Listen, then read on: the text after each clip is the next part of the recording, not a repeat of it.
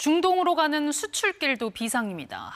지난해 우리가 수출한 중고차의 3분의 1이 중동으로 팔렸는데 현재 호르무즈 해협이 막히면서 수출에 큰 차질이 빚어지고 있습니다. 가득 차버린 야적장, 신지수 기자가 취재했습니다.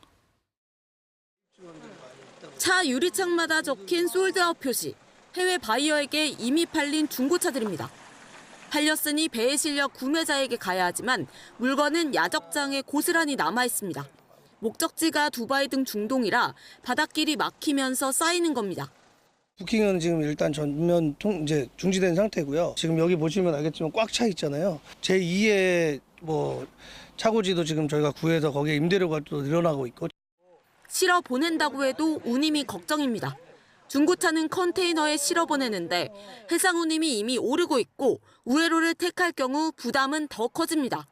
운송회사는 여기에 전쟁 위험 할증료까지 요구하고 나섰습니다.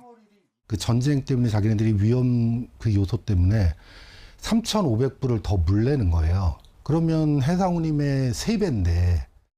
지난해 우리가 수출한 중고차 88만여 대 중 35%는 중동 국가로 팔려나갔습니다. 이란의 집중 공격을 받는 두바이는 중동 중고차 수출의 거점이기도 합니다. 호르무즈를 못 쓰잖아요. 들어오고 있는 차들도 정박지에서 출발을 못할 거고. 중고차 수출 차질은 중동 시장을 공략하는 사업 전반이 위축될 수 있다는 현실을 보여줍니다. 운송 차질이라든지 대금 미지급, 물류비 증가 애로 등에 있어서 저희들이 모니터링해서 대응책을 마련하고 있습니다.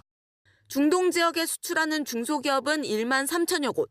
지금까지 정부에 피해를 신고한 기업만 49곳에 이릅니다. KBS 뉴스 신지수입니다.